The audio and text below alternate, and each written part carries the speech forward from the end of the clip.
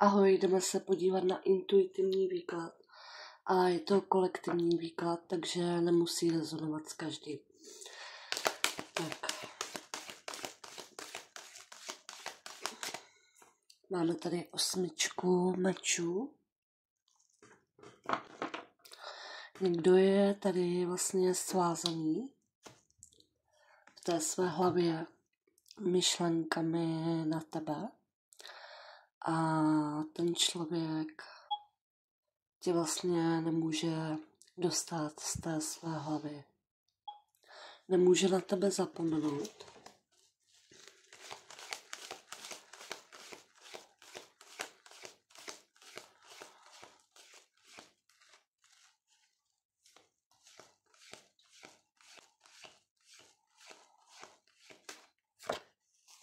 Spravedlnost. Tak to mi přijde, jako kdyby ten člověk byl opravdu jako svázaný v tom, že s tebou nemůže komunikovat, nebo ne jako kdyby mohl samozřejmě, ale tak mi to jde na ten způsob, jako kdyby ty si mu tady nedala nějakou šanci už, jakoby. Jako ty, kdyby si ho svázala prostě do takové roviny, že jsi mu nějakým způsobem jako dala najevo, že možná o nějaké vysvětlení nestojíš, nebo že u tebe má ten člověk zavřené dveře a že nepotřebuješ možná už nic slyšet. A ten člověk teďka je jakoby svázaný v tom, že tam nevidí nebo nějakou cestičku, kterou by se k tobě mohl dostat a vysvětlit ti tady něco, říct ti něco. Takže je to jako kdyby si toho člověka totálně zablokovala a on teďka byl v té své hlavě a nevěděl, jak a co má teďka tady jako dělat s tou situací, kdy jakoby se k tobě nemůže dostat, kdy už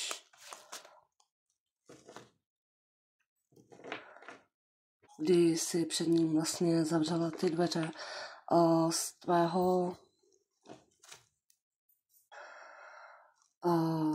z tohohle cítění tady slyším, jako kdyby se tady určitá situace s tím člověkem jakoby opakovala už víckrát a ty si s tím člověkem jako měla tady nějakou trpělivost, ale jako kdyby už prostě ten člověk, který přesáhl nějaké tvé hranice nebo nějaké tvé meze vlastně a ty už do nějaké té míry prostě už jakoby tomu člověku nedáváš tady nějakou další šanci.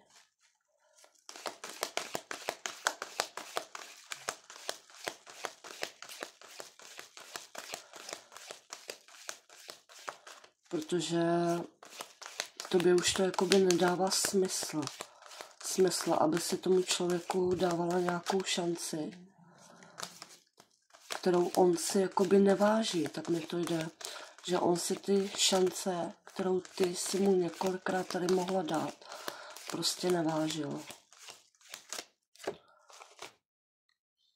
Rytíř pentaklů.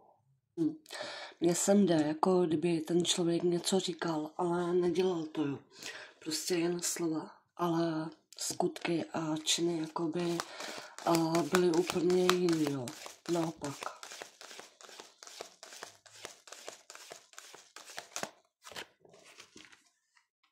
A přesto si ten člověk myslel, jakoby, když bude něco říkat, ale dělat něco jinak. Takže tam bude mít stále u tebe jakoby zavřené dveře. My tady máme velekněžku, teda otevřené dveře.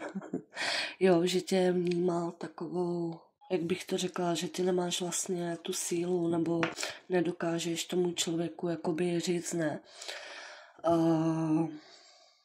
Tím, že si mu několikrát vlastně dala tu příležitost, dala tu šanci a on ji prostě špatně využil, tak si tady jako ten člověk prostě pomyslel, že ty prostě nejsi taková, jo, ty prostě mi tu šanci stejně dáš.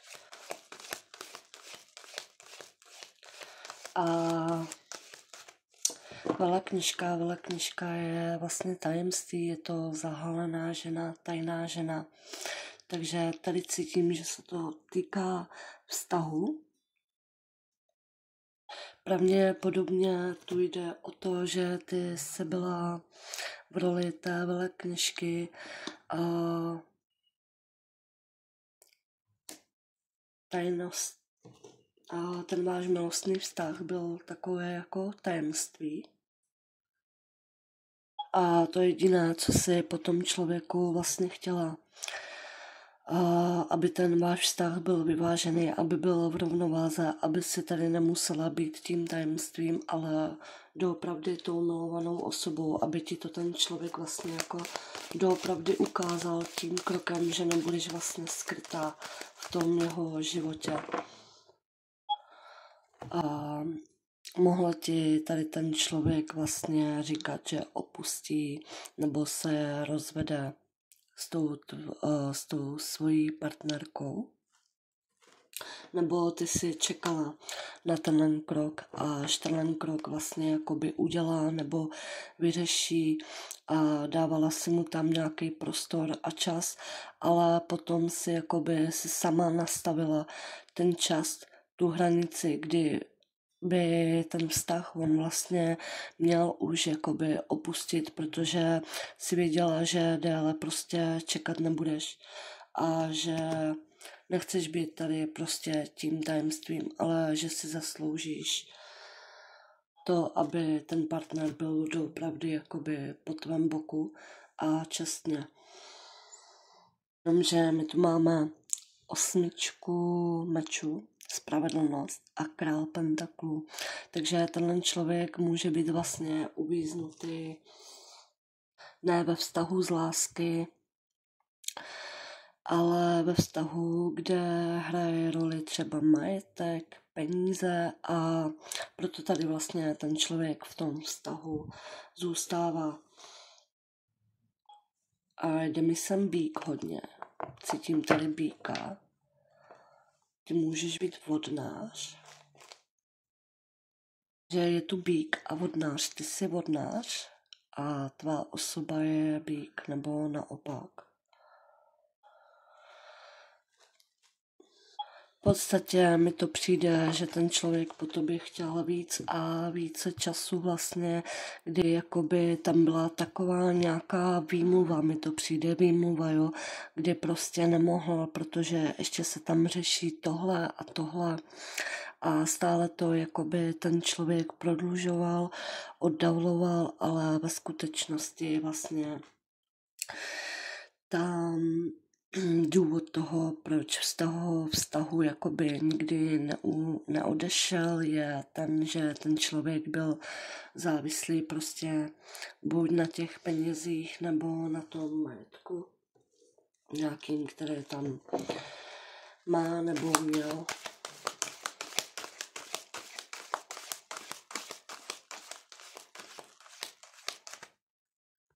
A ten člověk si teďka uvědomuje vlastně, jak se zachoval a kolik trpělivosti si s ním vlastně ty měla, kolik času si mu ty dávala, jak on s tou situací naložil nebo nakládal.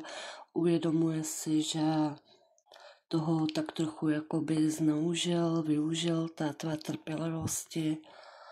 A myslím, že toho ten člověk lituje, že ho to velice mrzí, že jako kdyby se teď podíval sám sobě do tváře a uvědomil si vlastně ty své kroky, které on udělal a slova, které vlastně říkal nebo které mluvil, ale které jakoby nikdy neudělal. Takže si uvědomuje, že ten člověk vůči tobě nebyl spravedlivý, nebyl k tobě otevřený vlastně. A to jen vlastně z nějakého strachu, že ty ho opustíš. No, to není až takový strach, že ty ho opustíš. On si spíš teďka jakoby uvědomuje, že ho opustila kvůli tomu, jaký on doopravdy je.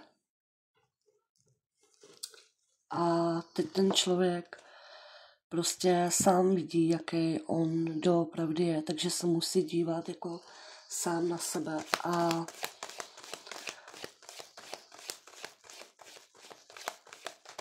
vlastně samotnému se mu to jakoby teďka nelíbí, takže jako kdyby ten člověk byl znechucen sám sebou. To mi sem hodně jde. A v podstatě teďka se toho ten člověk jakoby hodně zalekl. Tím, že ty si vlastně odešla, tím, že si jakoby mu ukázala, že takhle prostě ne, že takhle s tebou prostě dělat nemůže.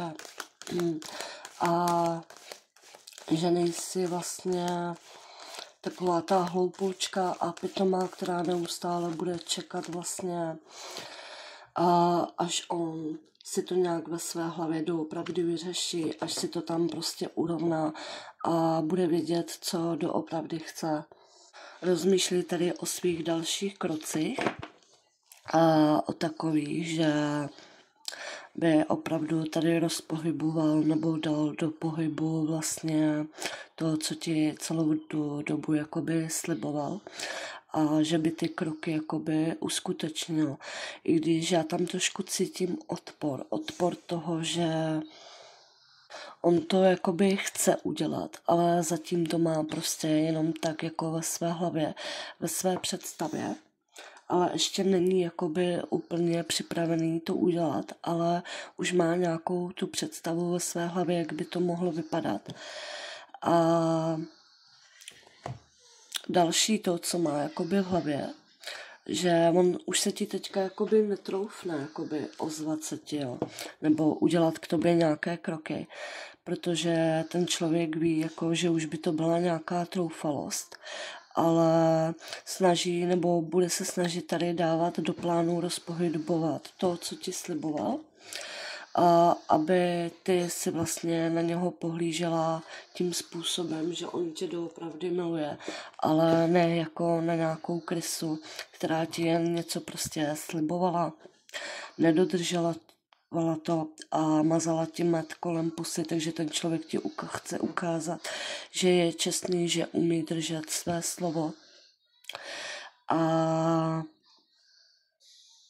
vlastně ty si udělala dobře, že si tomu člověku ukázala, že takhle s tebou vlastně nemůže jakoby si zahrávat nebo takhle ti jakoby naslibovávat tady, ale nic pro to nedělat, protože on si toho teďka uvědomuje vlastně jakoby nejvíc. A takže ta samota a klid vlastně mu teďka dávají vlastně čas o tom přemýšlet všem.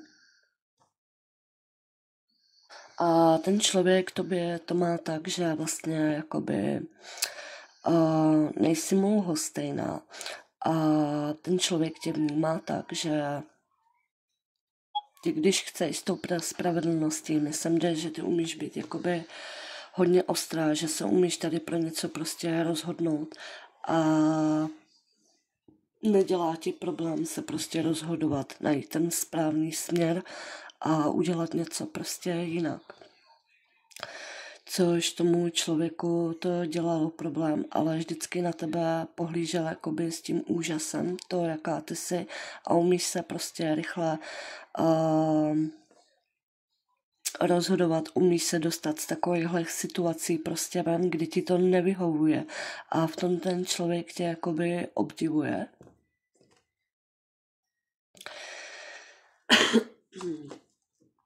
I když víš, že ty k němu máš vlastně taky city, ale nejsi v tom, jakoby, že budeš na někom emočně závislá a necháš se tady se sebou jakoby tahat prostě, ale umíš říct stop, umíš říct dost prostě a umíš z toho jakoby kola odejít. A je to jako kdyby teďka si nechala v tom kole prostě jeho a on si jel tam nějaké kolo těch svých myšlenek a všeho a ty si z toho prostě jako vystoupila, takže pro něj si jakoby teďka taková jako hrdinka. A ty jsi mu vlastně ukázala, že může si být se svojí bolestí teďka jakoby sám, jo. Takhle on to teďka vnímá, že si to tam pěkně musí jakoby vycucat. A tu bolest teďka sám, když je v tom kole těch svých myšlenek a musí tam přemýšlet vlastně co a jak udělat a dávat si to vše jakoby dokupy v té hlavě. Ale pro něj nejsi jakoby jen zahalená tím tajemstvím žena, která vlastně by nestála za to, jako abyste byli jako opravdu pár. A ten člověk tady jakoby opravdu neměl v úmyslu tady zůstávat, aby pro něj byla skrytá v tomhle nějakým trojúhelníku, ale opravdu tě tam vidí jako hodnotnou ženu, s kterou by mělo smysl a budovat takže ten člověk vlastně si umí představit tu budoucnost vlastně s tebou.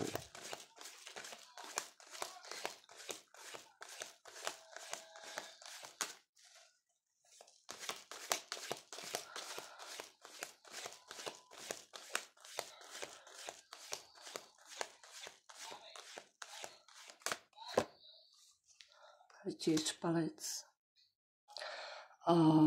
Rytíř palic a 4 pohárů. Je tam i sexuální energie, vášeň. Je tam vlastně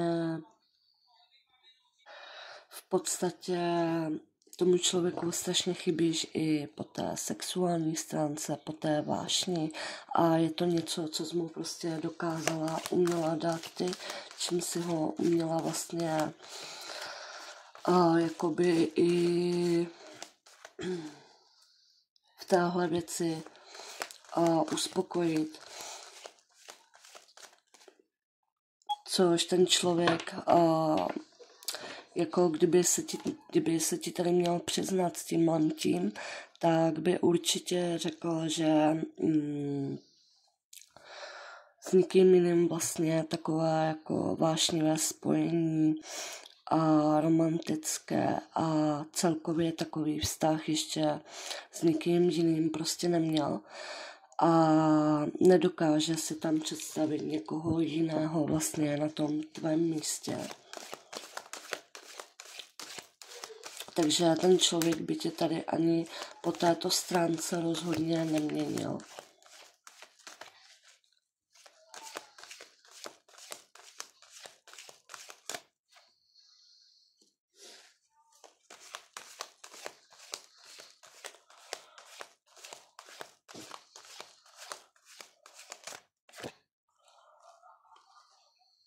A rozhodně s tebou byl v tom vztahu nejvíc šťastný, který si jakoby dokázal představit, nebo který kdy měl, jo.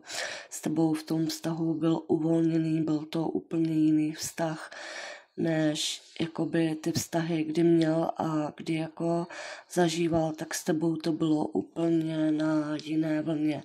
Bylo to úplně něco nového, jiného a pro něj i vlastně krásného, takže by se dalo říct, že ten člověk, jelikož tu máme kartu slunce, pro něho ten vztah byl velkým štěstím a i ty si pro něho byla vlastně to slunce a to světlo, které si přinášela do tohohle vztahu nejen skrze tu vášeň, ale vlastně ten člověk by ti tady chtěl říct, že tě miluje vlastně nejen skrze tu vášeň, ale miluje tě proto, kým jsi.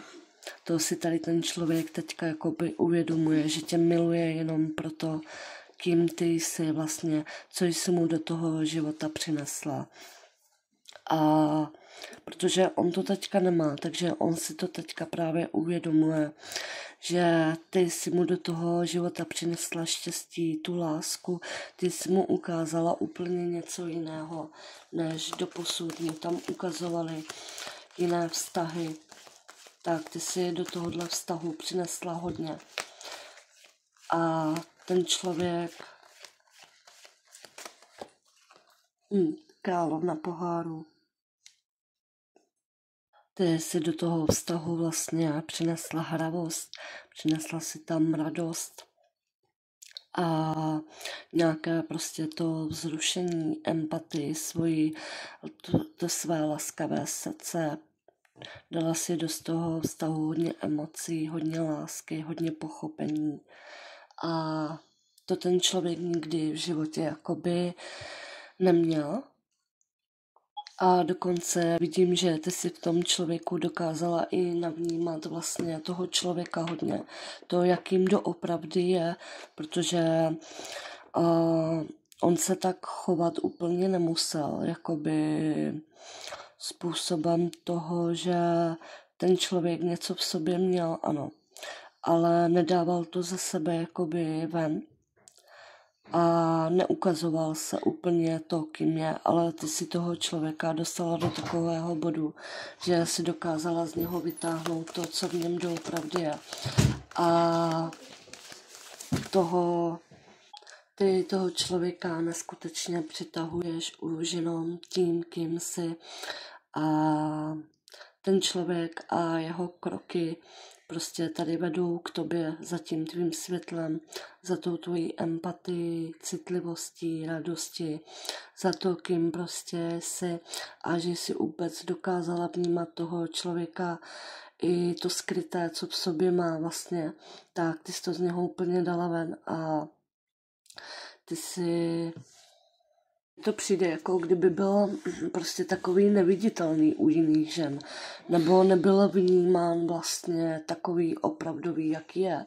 Ale ty jsi ho tady dokázala navnímávat to, jaký doopravdy je. A vznesla se do jeho života velkou radost, velkou vášeň, chuť znovu žít, chuť znovu mít ten vztah. Tomu člověku stačí vlastně, když tě jenom vidí, tak prostě mu to v životě dělá radost, doopravdy. A ten člověk nemá v plánu prostě odejít z toho tvého života nebo už tě nevidět a nebo nebýt s tebou, prostě nemilovat tě. Naopak ten člověk tady má v plánu udělat pro tebe vlastně cokoliv, protože tady je z jeho citu, z jeho srdce, z jeho mysli, z celkového něho prostě tady je velký uvědomění, že ty jsi vlastně ta láska, ty jsi láska a rozhodně nemá v plánu tě jen tak nechat a má v plánu prostě tenhle člověk s tebou být, protože on je zamilovaný. On je zamilovaný. Podíváme se ještě do karet pocitu. Takže tenhle člověk si nechce nechat vlastně ujít tu příležitost být s tebou, milovat tě, být ti na blízku a sdílet s tebou vlastně city, které k tobě má. Protože emočně se ten člověk nedokáže odpoutat, ani kdyby vlastně chtěl, tak to prostě nedokáže. Jeho srdce vlastně ho volá k tobě a on ho chce následovat. Sedmička poháru.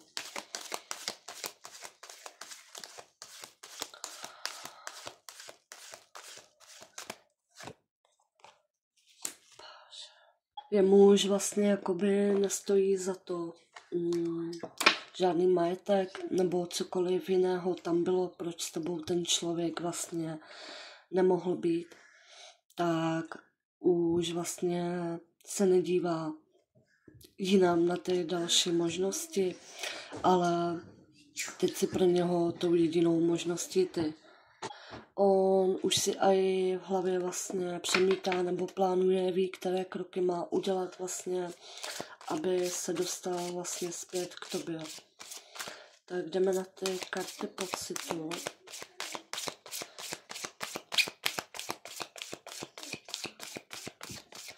Jeho pocity k tobě.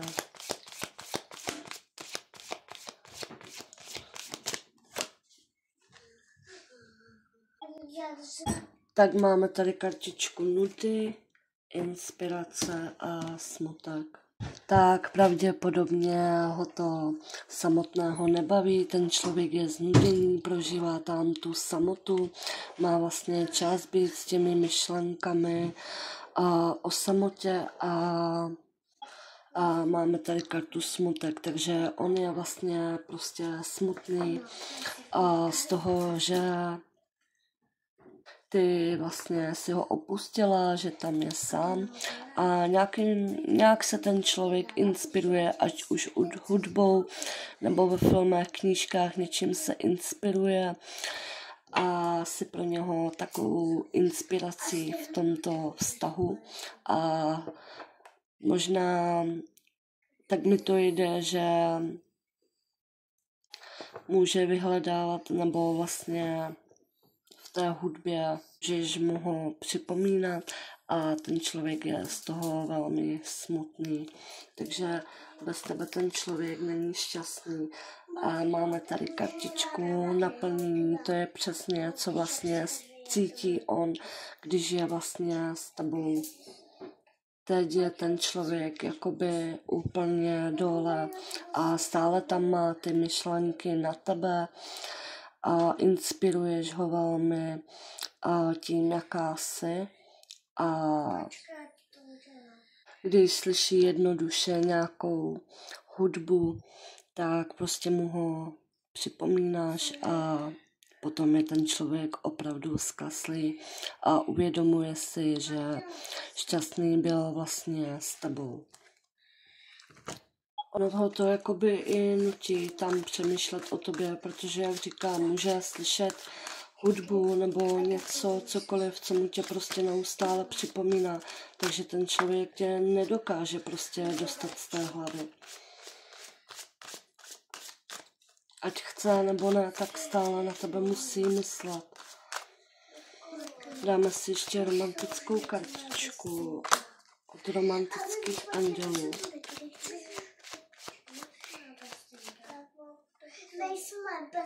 A možná tady ještě přemýšlí o slovech, který by ti chtěl napsat nebo který by ti chtěl říct a vyjádřit vlastně to, jak on to teďka jakoby cítí a jak to má. A máme tu kartičku romantické pocity. Vaše pocity jsou skutečné. Stojí za to je prozkoumat. Tak to je přesně teď, že prozkoumává a ví, že jednoduše ty city, láska, ty pocity, které k tobě vlastně má, tak jsou skutečné, ale i na té tvé straně. To je teď, co se v něm jakoby všechno děje. Tak možná se ti tady snaží jakoby bude snažit z toho vypsat nebo říct ti to, jak on to k tobě má a co k tobě doopravdy cítí.